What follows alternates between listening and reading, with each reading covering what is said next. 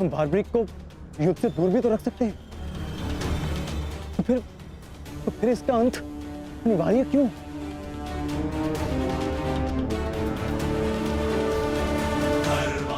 मैं अपने पुत्र को इसी क्षण जाने का आदेश दे दूंगा। मेरी आपसे विनती है प्रभु, मेरे पुत्र को उस कर्म का दंड मत दीजिए जो उसने अभी तक किया ही नहीं। मेरे पुत्र पर सुदर्शन चक्र का प्रयोग ना करे वासुदेव, मेरी विनती है आपसे।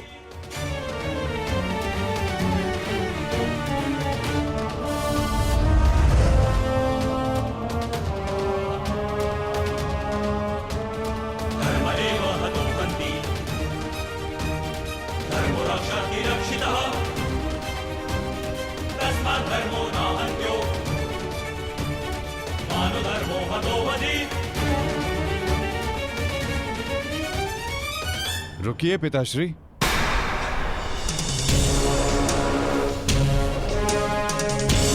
मैं यहां खाली हाथ लौटने नहीं आया था पिताश्री, मुझे इस युद्ध में भाग लेना ही है। मौन रहो तुम, तुम्हें अनुमान भी है तुम क्या बोल रहे हो? कदाचित मैं दृष्टा कर रहा हूं पिताश्री, परंतु मैं एक योद्धा भी हूं, और एक सच्चा योद्धा युद्ध भूमि से विजय प्राप्त करके लौटता है या वीर गति पाकर।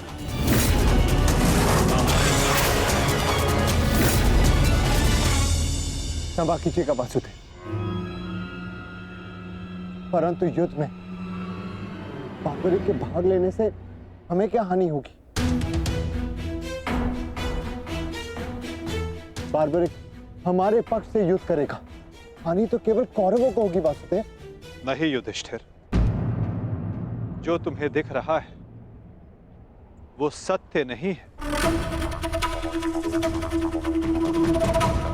क्यों बार्बरिक, मैंने उचित कहा ना? मैं समझा नहीं वासुदेव। बार्बरिक निश्चित रूप से हमारे पक्ष में लड़ेगा,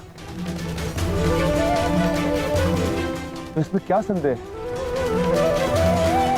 क्यों पौत्र? सत्य यह है कि मैं इस युद्ध में निर्बल पक्ष की ओर से भाग लूंगा।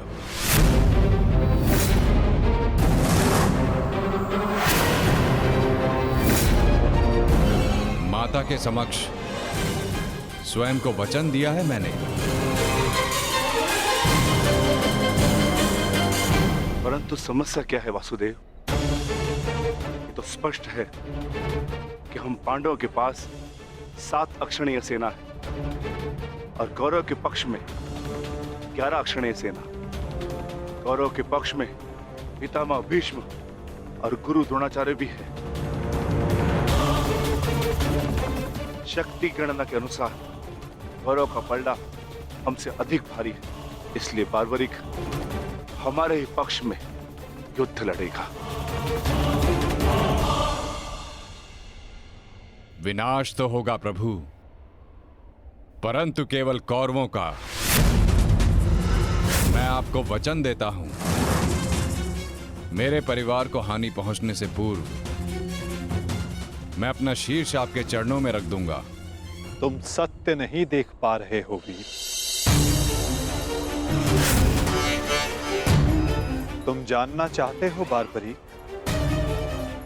यदि तुमने इस युद्ध में भाग लिया तो क्या होगा?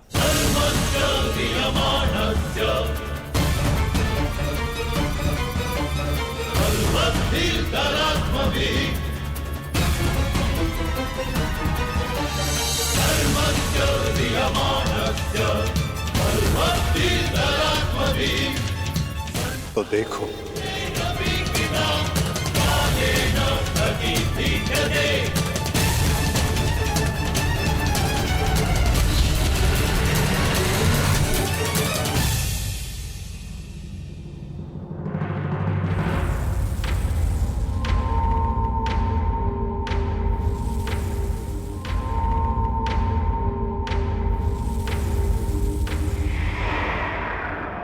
तुम्हारा स्वयं को दिया गया वचन इस युद्ध को किसी भी दिशा में जाने नहीं देगा बार्बरिक। इस युद्ध का संतुलन बिगाड़ देगा, तुम निश्चित रूप से आरंभ में पांडवों के पक्ष में रहोगे, क्योंकि आरंभ में पांडव कौरवों से निर्बल होंगे। परंतु शीघ्र ही ये परिस्थिति बदल जाएगी बारबरीक।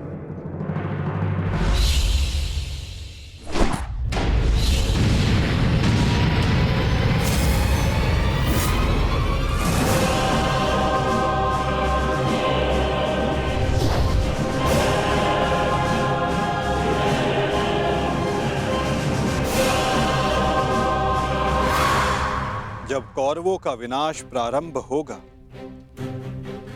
तो शीघ्र ही पांडवों का पलड़ा कौरवों से अधिक भारी हो जाएगा और तुम अपने वचन के कारण संतुलन बनाए रखने के लिए अपना पक्ष छोड़कर कौरवों के पक्ष में चले जाओगे और उसके पश्चात तुम पांडवों पर प्रहार करने लगोगे। और इसी कारण इस युद्ध का संतुलन बिगड़ जाएगा।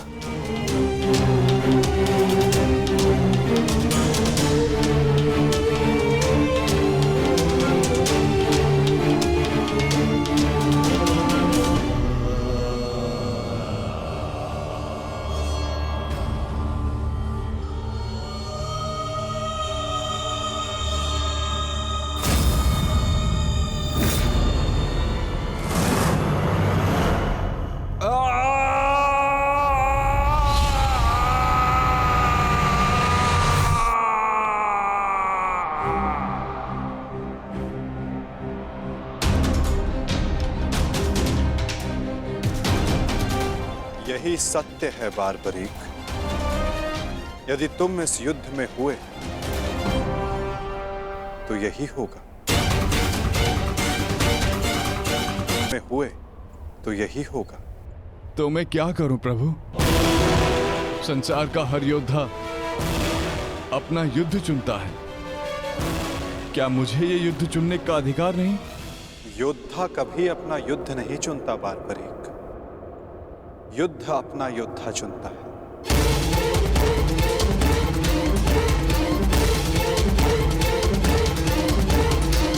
तो आदेश दें प्रभु, मुझे क्या करना है?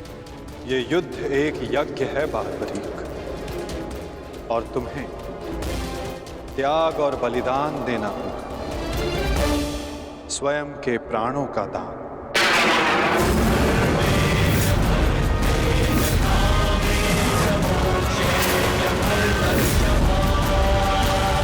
नहीं पौत्र, नहीं। नहीं माता, नहीं। आप ही कहते हैं ना प्रभु कि प्रत्येक मनुष्य के जीवन का कोई ना कोई लक्ष्य होता है।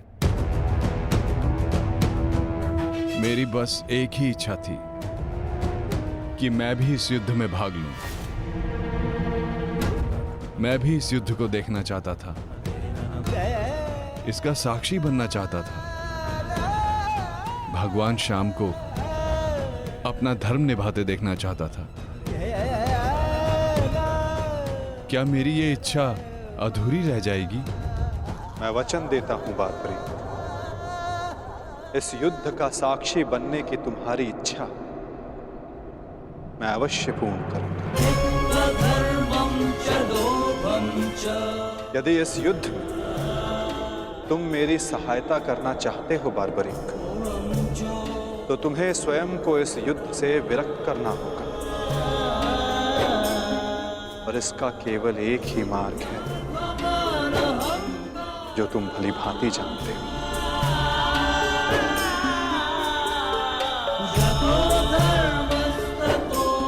मैं समझ गया प्रभु।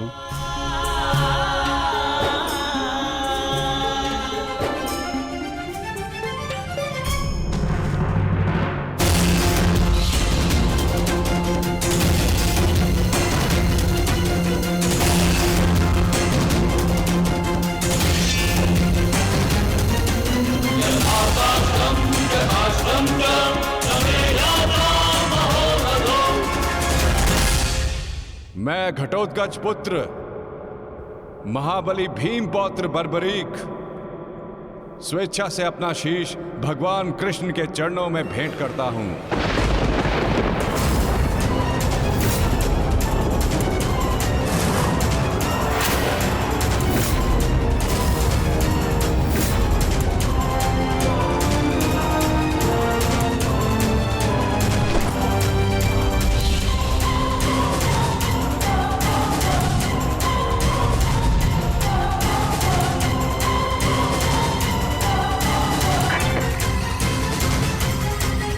भगवान श्याम की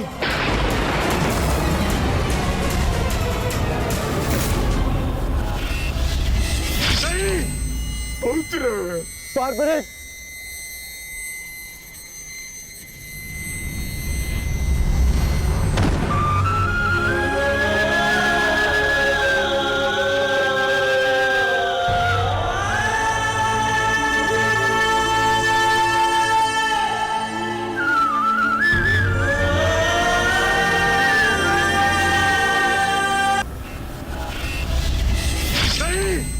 पुत्र।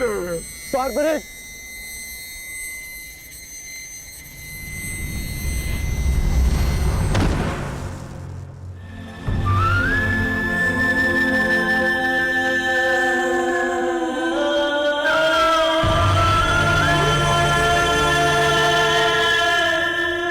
मेरे पुत्र की कामना थी इस युद्ध का साक्षी बनने की, वो भी अधूरी रह गई।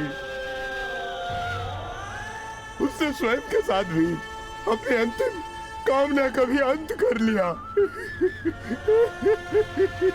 नहीं घटोत्कच, ये अंत नहीं,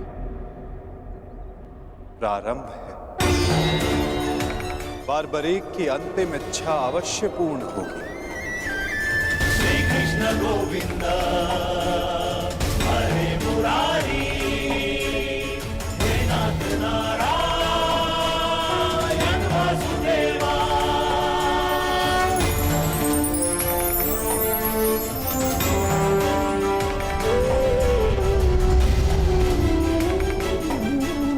श्री कृष्ण गोविंद हरे मुरारी, हे नाथ नारायण वासुदेवा। श्री कृष्ण गोविंद हरे मुरारी, हे नाथ नारायण वासुदेवा। श्री कृष्ण गोविंद हरे मुरारी, हे नाथ नारायण वासुदेवा। श्री कृष्ण गोविंद हरे मुरारी, हे नाथ नारायण वासुदेवा।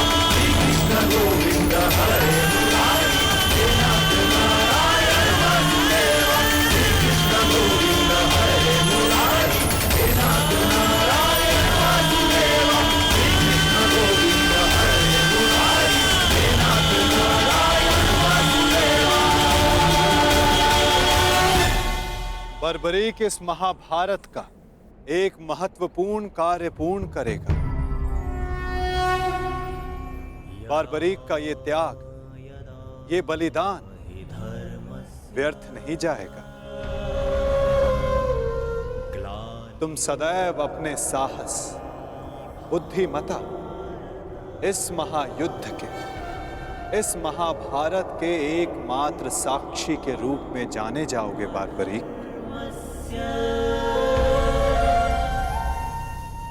संसार तुम ही से जानेगा कि इस महायुद्ध में जो कुछ भी हुआ धर्म के अनुसार हुआ, और इस संसार के अंत तक तुम इस धर्म युद्ध के साक्षी रहोगे बार्बरीक। तुम्हारे इस निस्वार्थ बलिदान के लिए तुम्हें सदा आदर दिया जाएगा बार्बरीक, और तुम्हारी खाटू श्याम के नाम से पूजा की जाएगी।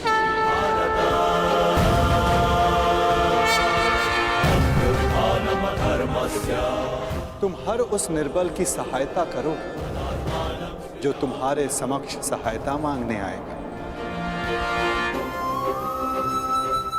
वीर बार्बरीक, तुम अपने साहस के लिए जाने जाओगे, महाभारत के निर्णायक के रूप में जाने जाओगे, शीशदानी के रूप में जाने जाओगे।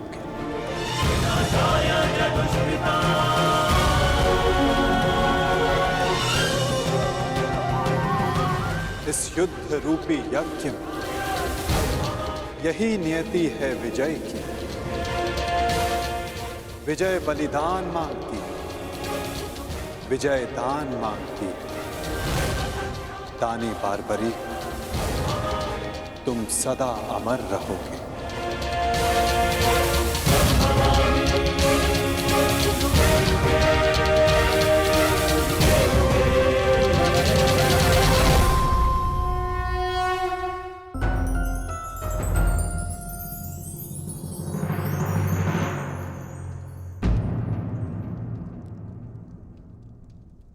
सूर्यदेव आप?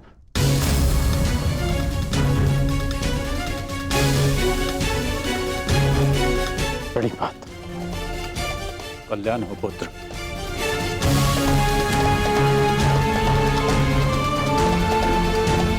ऐसी क्या आवश्यकता आन पड़ी कि आपको इस समय मेरे समक्ष आना पड़ा? कुछ समय पश्चात मैं आपको अर्घ भेंट करने आने ही वाला था। आज मैं अर्घ लेने नहीं आया हूं पुत्र, तो मैं एक चेतावनी देने आया हूं।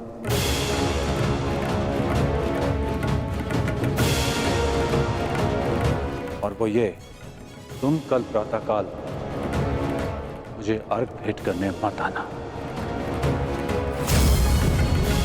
और यदि तुम मुझे अर्घ भेंट करने आए तो तुम अपना सर्वस्व खो बैठोगे।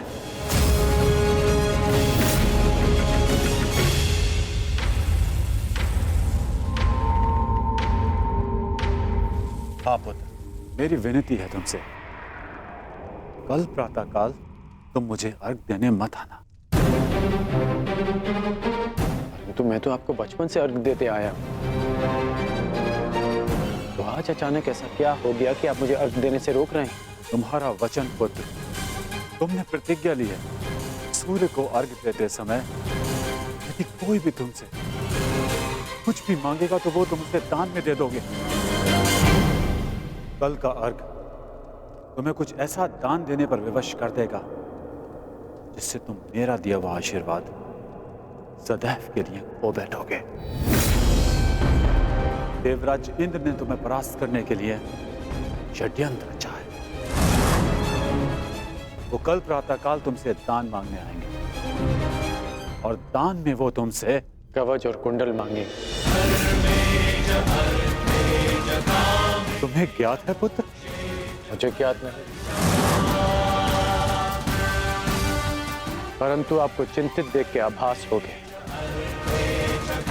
और यदि स्वयं मेरे पिताश्री मुझे चेतावनी देने आए हैं कि इंद्रदेव मुझसे दान मांगने आएंगे, तो इसका सीधा संबंध अर्जुन से होता है। इंद्रदेव का पुत्र अर्जुन, और उसमें कोई बुराई भी नहीं,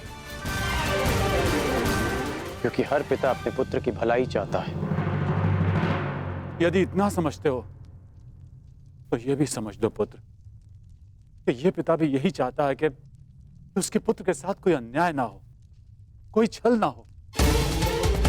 मेरी विनती है तुमसे, कल प्रातःकाल मुझे अर्घ देने मत आना। पहले भी मैं तुम्हारे साथ बहुत अन्याय कर चुका हूं पुत्र, परंतु अब और अन्याय नहीं। कहो पुत्र, अपने पिता की बात मानोगे? कल प्रातःकाल अर्घ देने नहीं आओगे ना? मुझे उत्तर दो पुत्र, मुझे उत्तर दो। प्रश्न उत्तर का समय नहीं बचा है। मनुष्य का कर्म उसके हर प्रश्न और उत्तर से बड़ा होता है। और अब आपके कर्म का समय हो गया है।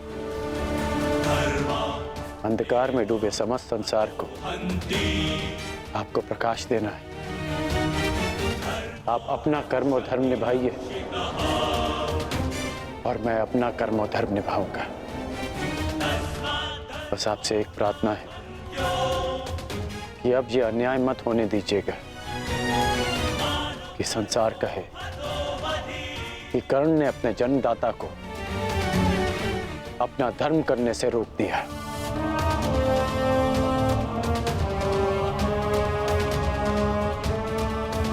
प्रणिपात पिताश्री, मुझे आशा है पुत्र, तुम मेरी विनती स्वीकार कर। कल्याण हो तुम्हारा।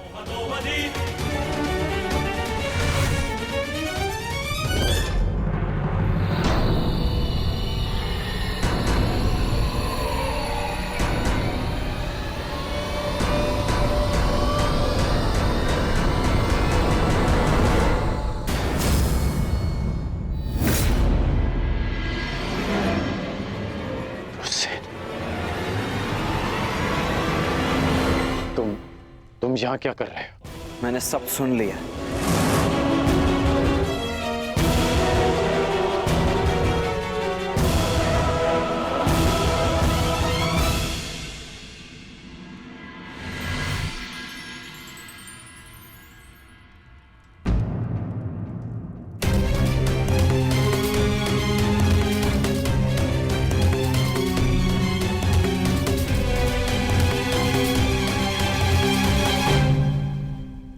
सूर्य नारायण,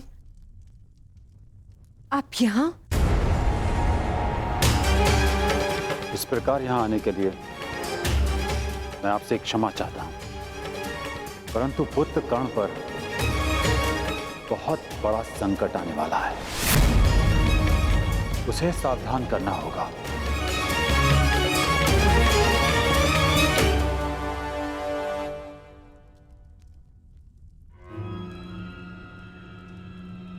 आप सूर्यपुत्र हैं, परंतु ये कैसे संभव है?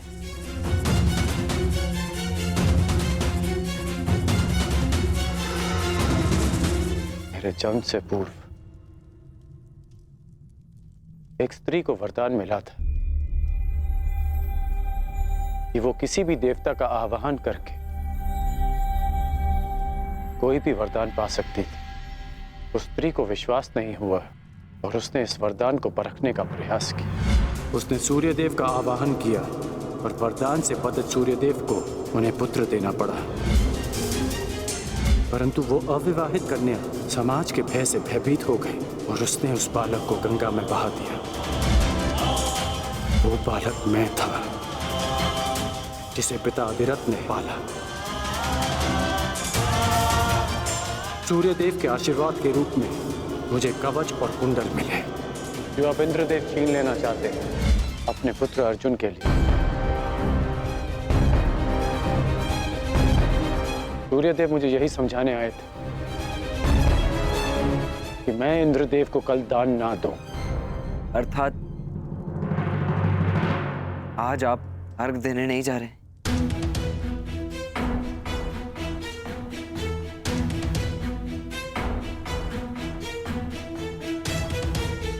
नहीं, मैं अवश्य जाऊंगा।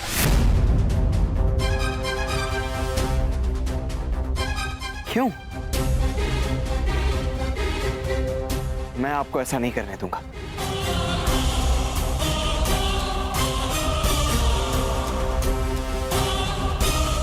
मुझे क्यों नहीं जाना चाहिए? एक दान के भय से अपना संकल्प तोड़ दो, अपना सम्मान खो दो? नहीं पुत्र, ये सूत पुत्र ऐसा कायर नहीं है। आप स्वयं के साथ ऐसा अन्याय कैसे होने दे सकते हैं पिताश्री? आप भली भांति जानते हैं आपके साथ छल होने जा रहा है। फिर भी वो सूर्यदेव जिन्होंने आपको अपना नाम कभी नहीं दिया, जिस पर आपका अधिकार था, वो सम्मान कभी नहीं दी, फिर भी आप उन सूर्यदेव के सम्मान के लिए इंद्रदेव के बिछाए जाल में फंसने जा रहे हैं। पिताश्री, ये कवच आपकी सबसे बड़ी सुरक्षा है और आप इसे इंद्रदेव को दान में दे देंगे। क्यों? केवल सूर्यपुत्र होने के सम्मान के लिए? नहीं, एक सूत पुत्र होने के अभिमान के लिए।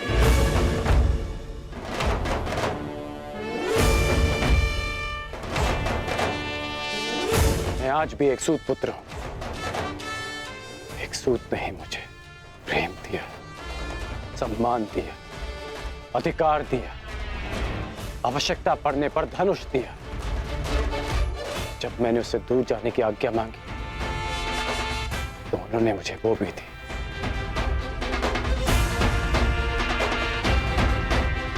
तुमने ठीक कहा पुत्र कि जिन सूर्यदेव ने मुझे मेरा नाम, मेरा सम्मान नहीं दिया, मैं उनके एक उपहार के लिए ऋणी क्यों रहूं? पुत्र, तुमने पूर्णतः अपने पिता को नहीं पहचाना। मैं अपनी सुरक्षा के लिए कवच और कुंडल पर निर्भर नहीं हूं।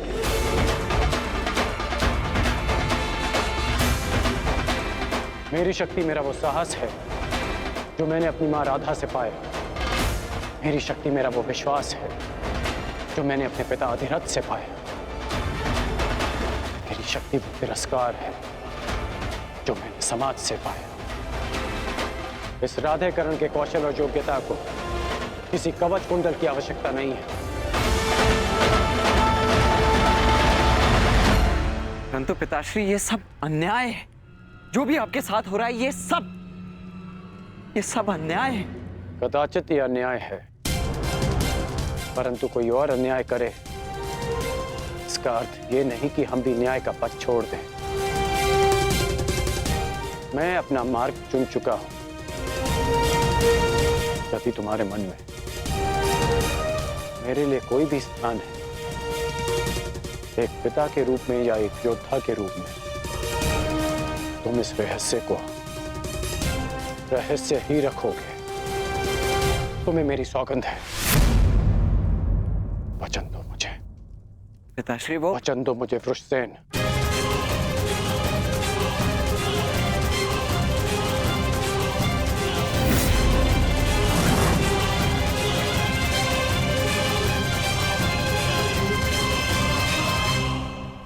सूर्योदय का समय हो गया है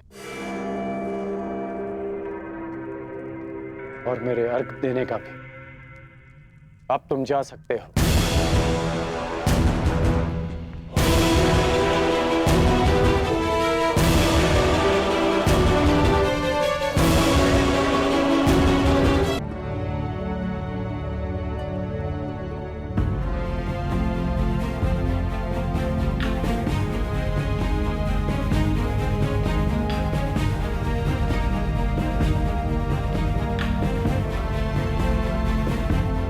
क्या हुआ माता?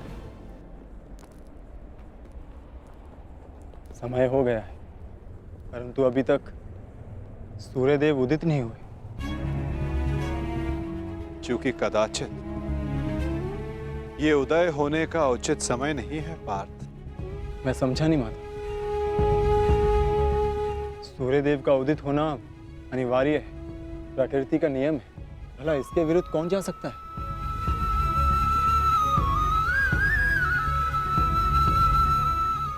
एक पिता अपनी संतान के लिए किसी के भी विरुद्ध जा सकता है पार्थ।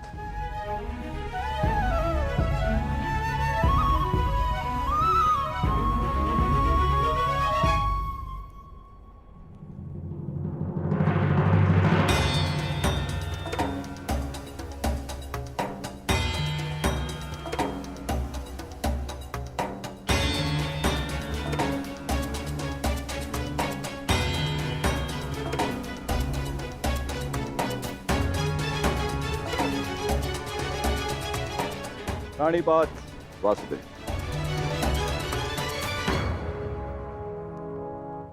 प्राणिपात गांधीवधारी अर्जुन। प्राणिपात, परंतु मैंने आपको पहचाना नहीं ब्राह्मण देव। महान व्यक्ति के पास समय ही कहाँ होता है किसी और से परिचित होने के लिए, परंतु महान व्यक्ति से समस्त संसार परिचित रहता है। वासुदेव का पराक्रम और अर्जुन के शौर्य से ऐसा कौन है इस संसार में जो परिचित ना हो।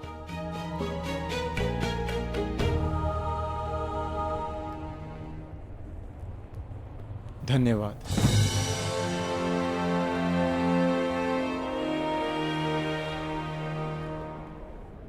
मेरा आशीर्वाद है अर्जुन, इस महाभारत के युद्ध में तुम्हारी विजय निश्चित है। तुम अपने शौर्य से अपने शत्रु पर विजय प्राप्त करो।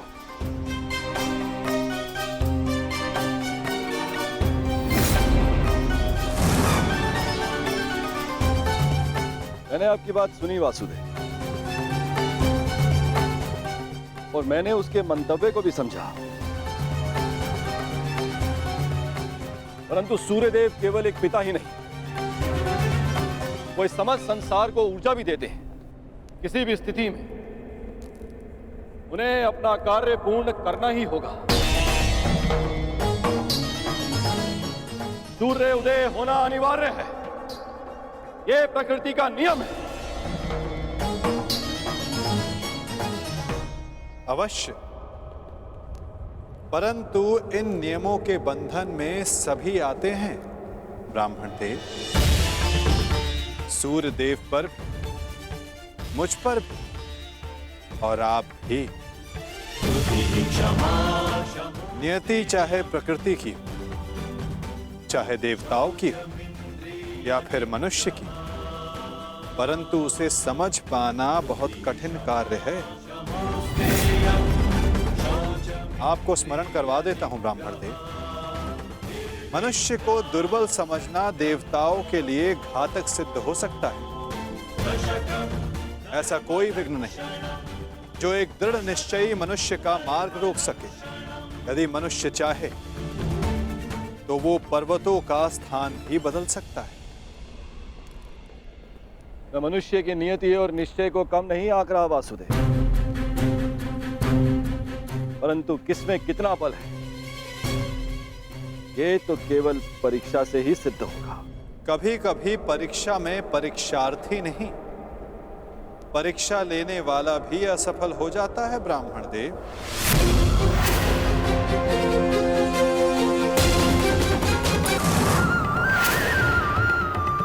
फिर चाहे वो मनुष्य हो या देव। देवताओं का तो धर्म होता है ना वासुदेव, मनुष्य को सदैव नए नए अवसर देना।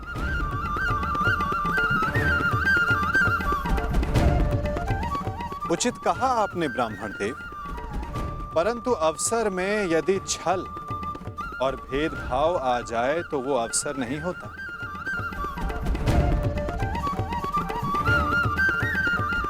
कदाचित आपको स्मरण तो होगा ही, यदि धर्म और कर्म में पक्षपात आ जाए तो धर्म धर्म नहीं होता और ना कर्म कर्म रहता है। एक पिता का धर्म होता है सदैव अपने पुत्र के हित में देखना, और एक पिता के अंधे पुत्र प्रेम के कारण ही ये महाभारत हो रही है ब्राह्मण देव।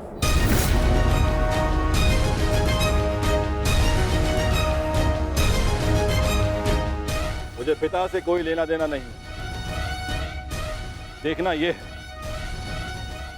कि क्या एक पुत्र अपना धर्म निभा पाता है या नहीं।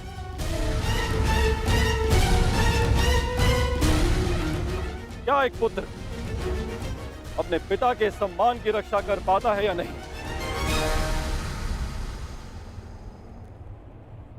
आज्ञा दें वासुदेव, मेरा प्रस्थान करने का समय हो चला है। प्राणीपाठ।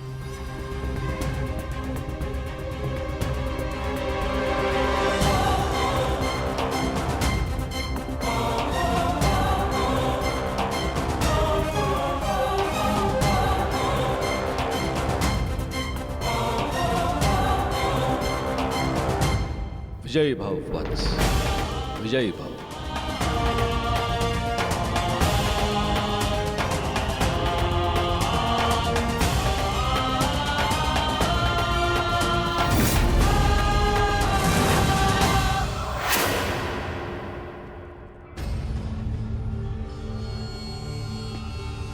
रुक जाइए पिताश्री।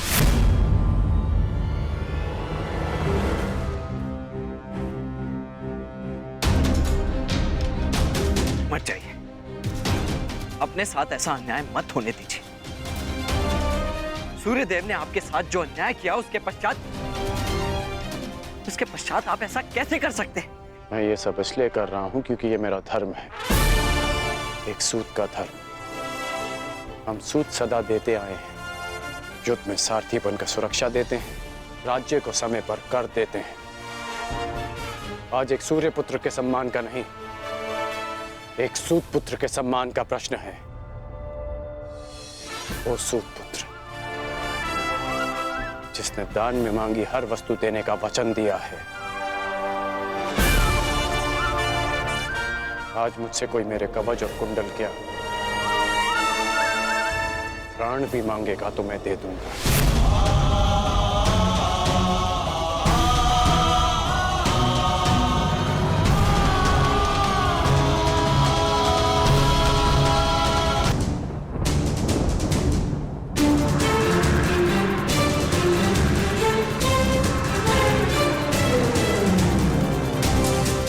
नहीं पिताश्री, मैं आपको ऐसा नहीं करने दूंगा, चाहे कुछ भी हो जाए। मेरे मार्ग से हटो, मेरे मार्ग से हटो और मुझे मेरा धर्म निभाने दो।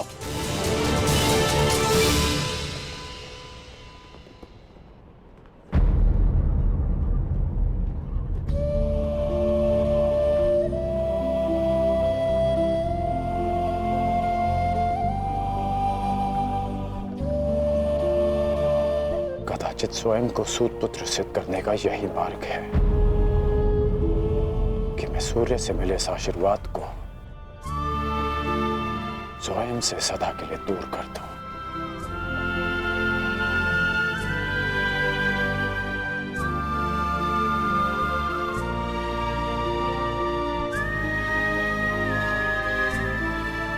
पिताश्री, परंतु सूर्य देव तो अभी तक उदित भी नहीं हुए। सूर्य देखे बिना उन्हें अर्घ कैसे देंगे पिताश्री?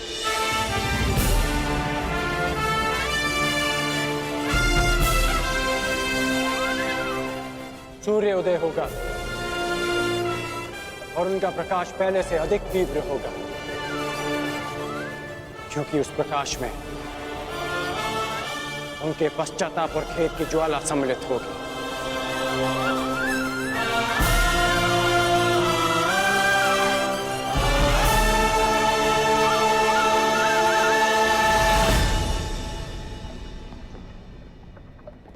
पश्चाताप तो मुझे भी है पिताश्री कि मैं आपको कभी ठीक से समझ ही नहीं पाया। परंतु मैं आपको स्वयं के साथ ये अन्याय नहीं करने दूंगा। केवल एक ही व्यक्ति है जो इस अन्याय को होने से रोक सकता है। हाँ,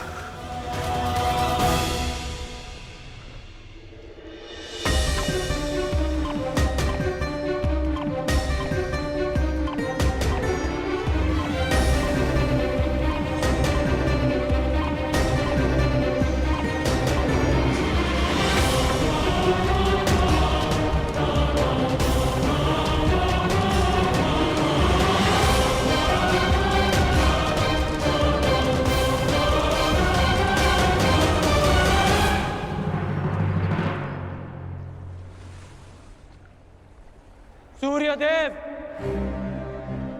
ये एक पिता का धर्म होता है कि वो अपने पुत्र को उचित मार्ग दिखाए। क्या अब एक पुत्र अपने पिता को मार्ग दिखाएगा? अपने पुत्र मुंह में अपने कर्तव्य से मुंह मत मोड़िए। प्रकट होइए सूर्यदेव, प्रकट होइए सूर्यदेव, प्रकट होइए सूर्यदेव, प्रकट होइए सूर्यदेव, प्रकट होइए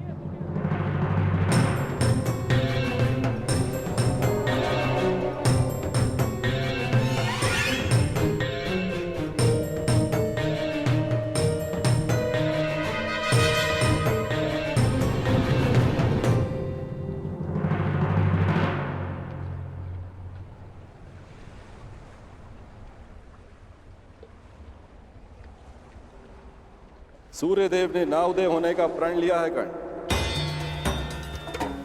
सूर्य उदय की प्रतीक्षा कर कर अपना समय व्यर्थ कर रहे हो कर्ण। सूर्यदेव अपना उत्तरदायित्व भूल चुके हैं। प्रकृति निर्मोही है और उसका संबंध केवल अपने कर्तव्य से है, और स्वयं सूर्यदेव भी इस प्रकृति का महत्वपूर्ण भाग है।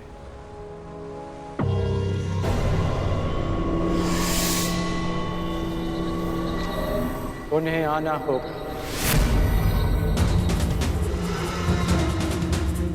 और और आप जिस उद्देश्य से आए हैं, जिस दान की अपेक्षा से आए हैं, वो दान आपको अवश्य मिलेगा। इंद्रदेव।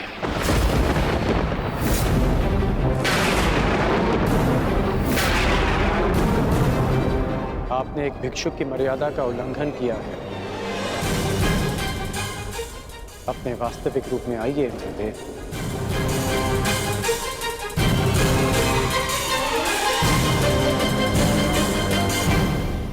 इसका अर्थ है कि सूर्यदेव ने तुम्हें पहले ही मेरे मंतव्य से अवगत करा दिया। परंतु आश्चर्य का, फिर भी तुम अर्घ देने, दान देने, भेंट देने चले आए अंगराज। सूर्यदेव ने वो किया जो एक पिता का धर्म होता है। आपने वो किया जो एक पिता का मोह होता है। और मैं वो करूंगा जो एक योद्धा का कर्तव्य होता है, वचन का पालन। और जब देवराज स्वयं भिक्षुक बनकर दान मांगने आए हैं, तो इस राधे के लिए इससे अधिक गर्व की बात और क्या हो सकती है? अद्भुत, बहुत अधिक आत्मविश्वास है तुम्हें तुमको। परंतु ज्ञात रहे, अति आत्मविश्वास नाश का कारण बन जाता है। विश्वास तो आप खो बैठे हैं कि जब तक मेरे पास कवच और कुंडल है, आपका पुत्र अर्जुन मुझे परास्त नहीं कर पाएगा। मेरे लिए यह गर्व की बात है कि अर्जुन मेरा सामना तब करेगा जब मेरे पास कोई सुरक्षा नहीं होगी। तभी मेरा वास्तविक कौशल उसके समक्ष आएगा। बहुत अहंकार है तुम्हें स्वयं पर अंगराज। भला मुझे किस बात का अहंकार होगा? कवच और कुंडल का? ये तो एक पुत्र को उसके पिता की ओर से एक सामान्य उपहार है। मेरा अभिमान, मेरा पराक्रम और कौशल है, जिसे अब आप भी देखेंगे और आपका पुत्र भी। मैं अपना कवच और कुंडल आपको प्रसन्नता से भेंट कर दूंगा, क्योंकि युद्ध में बने रहने के लिए मुझे इनकी आवश्यकता नहीं है। उसके लिए मेरा पराक्रम और मेरे गुरु का प्रशिक्षण ही पर्याप्त है। परंतु आपको दान लेने के लिए एक ब्राह्मण का रूप धारण करने की आवश्यकता नहीं थी। आपको देवराज होने की मर्यादा में रहना चाहिए था। मानता कि मैंने पुत्र मोह में ऐसा किया, परंतु पुत्र मोह का अपराधी केवल मैं ही नहीं, कोई और भी है जो अपने कर्तव्य मार्ग से टिक रहा है। कदाचित तुम्हारे पिता आज उदय ना होकर तुम्हें दान नहीं करने देना चाहते। दान का वचन मेरा है, जिसे मैं पूर्ण करूंगा। और उदय होना सूर्य देव का धर्म है। जब पुत्र अपना कर्तव्य निभा रहा है, तो एक पिता को भी अपना धर्म निभाना होगा। सूर्य देव को उदित होना होगा।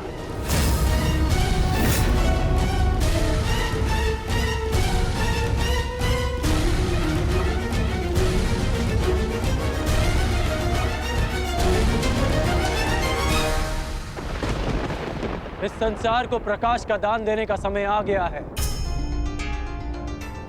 पिता वो होता है जो जीवन देता है। आप केवल कर्ण के पिता नहीं, इस जगत के पिता हैं। क्योंकि यह जगत आपके प्रकाश और ऊर्जा से जीवन पाता है। फिर आप ऐसा कैसे कर सकते हैं कि अपने एक पुत्र के हित के लिए अपनी सारी संतानों के प्रति आप अपना उत्तरदायित्व भूल जाएंगे?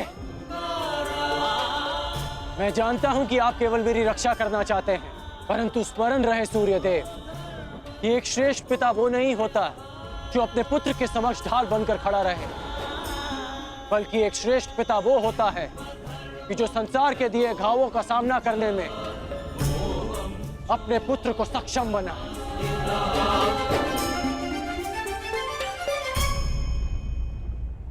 अवसर की प्रतीक्षा अवसरवादी करते हैं, छल करके अपना मंतव्य पूर्ण करते हैं।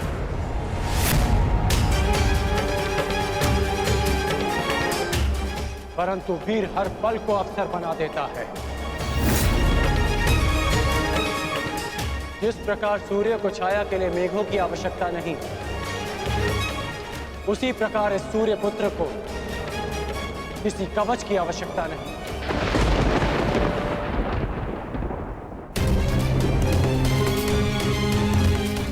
आपने अपना कर्म किया,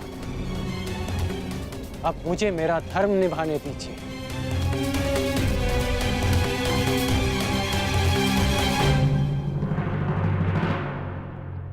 वासुदेव!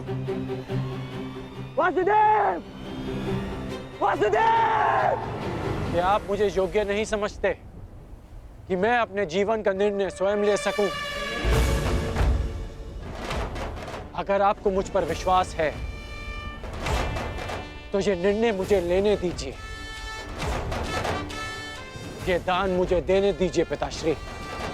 क्या आप ये चाहते हैं कि इस युद्ध के पश्चात सारा संसार ये कहे कि कर्ण ने यह युद्ध अपने कौशल से नहीं, अपने पिता के दिए कवच के बल से जीता है?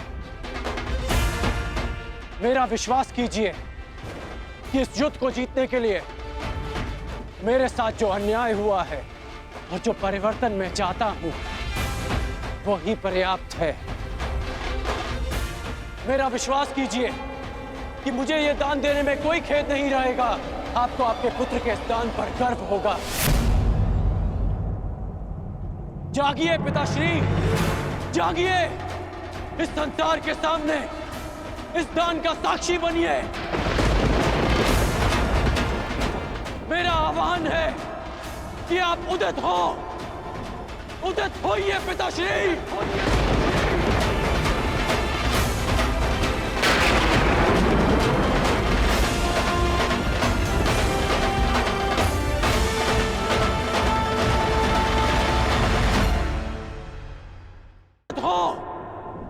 उदित होइए पिताश्री।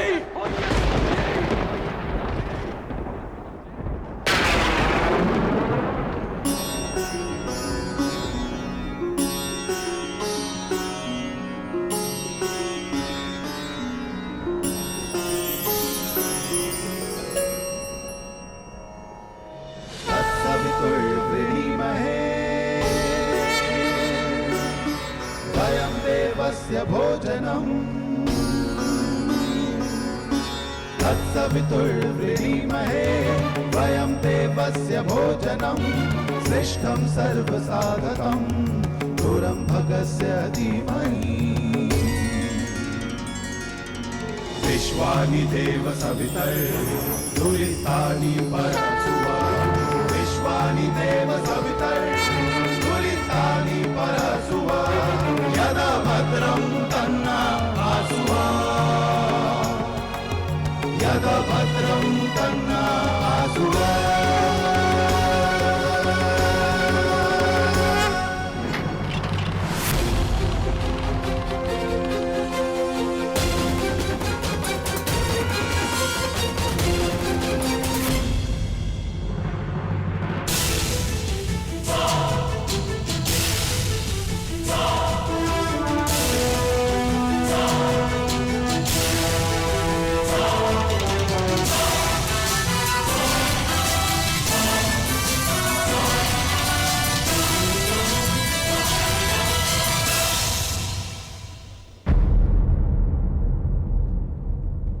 वासुदेव!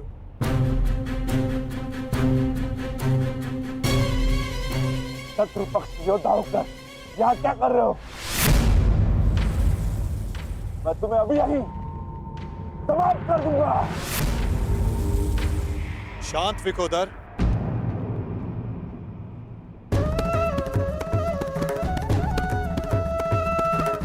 अभी युद्ध प्रारंभ नहीं हुआ है और ना ही तुम्हें भान हुआ है कि मित्र कौन है और शत्रु कौन है।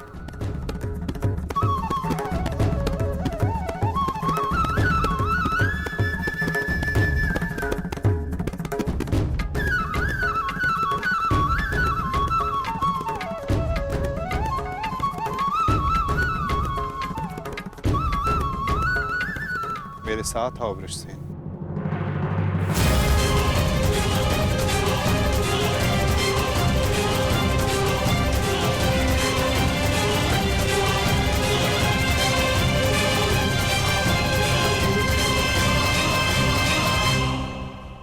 कीजिए वासुदेव, मेरे पिताश्री। मुझे सब ज्ञात है वत्स। अभी कुछ क्षण पूर्व इंद्रदेव मुझसे भेंट करके गए हैं। फिर भी आपने ऐसा होने दिया क्यों? माधव, इसका अर्थ वो ब्राह्मण स्वयं इंद्रदेव थे?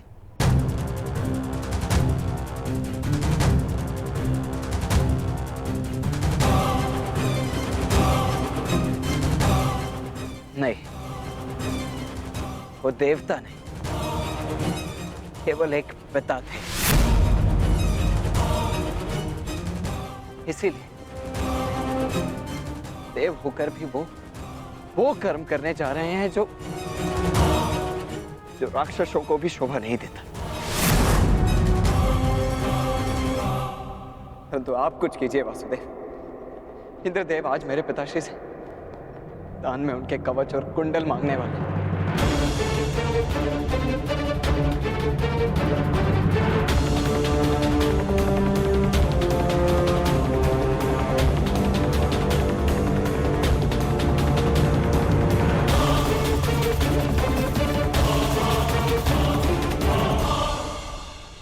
मेरे पिताश्री को ऐसा करने से रोक लीजिए, उनकी रक्षा कीजिए। कौन थे अर्जुन? अंततः वो आपके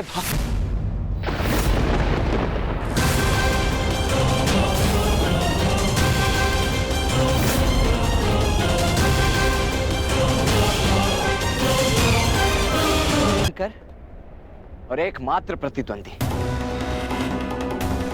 क्या कवच छीनकर उनसे युद्ध जीतना चाहते हैं आप?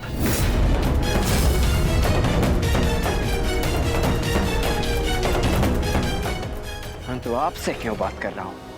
आप ही के कारण तो ये सब हो रहा है।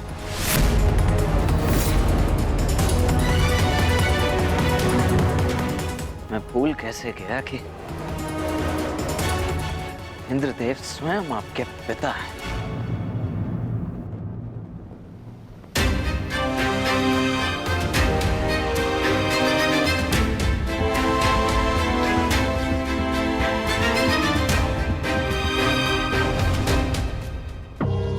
अवश्य आपने ही उन्हें ऐसा करने के लिए कहा होगा, ताकि आप द्वंद्व में मेरे पिता को परास्त कर सकें। सावधान वृक्षसेन,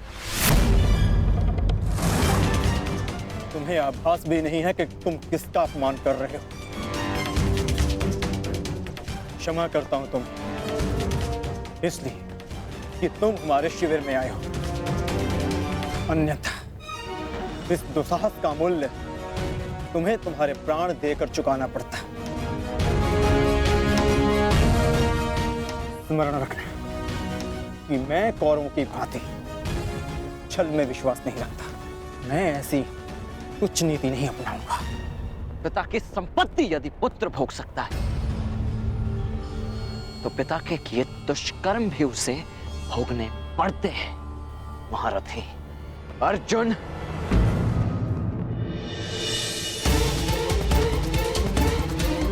ये उचित नहीं हो रहा है माता। देवराज को ऐसा नहीं करना चाहिए था।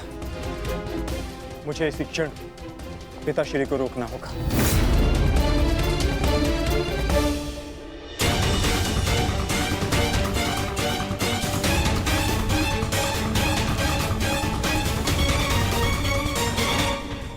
कहिए इंद्रदेव, क्या दान मांगने आए हैं आप?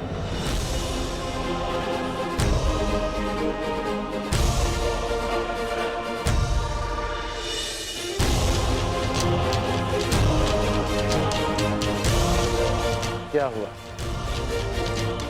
यदि आप याचक बनकर आ ही गए तो दान मांगने में संकोच कैसा? कहिए, क्या इच्छा है आपकी? ए दानवीर कर्ण, मैं दान में तुम्हारे कवच और कुंडल मांगता हूं।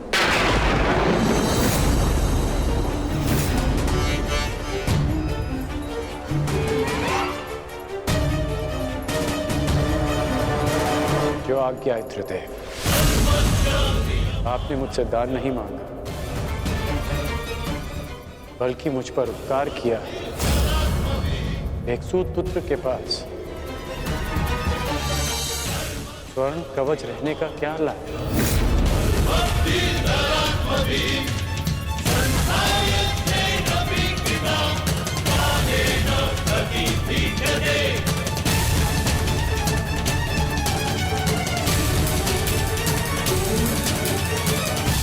मैं आपका दान पूर्ण करने का वचन देता हूं।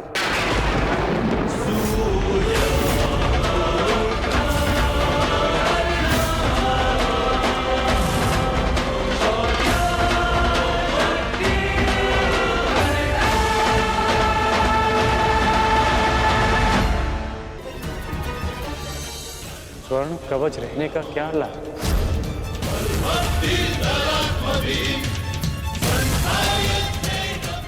मैं आपका दान पूर्ण करने का वचन देता हूं।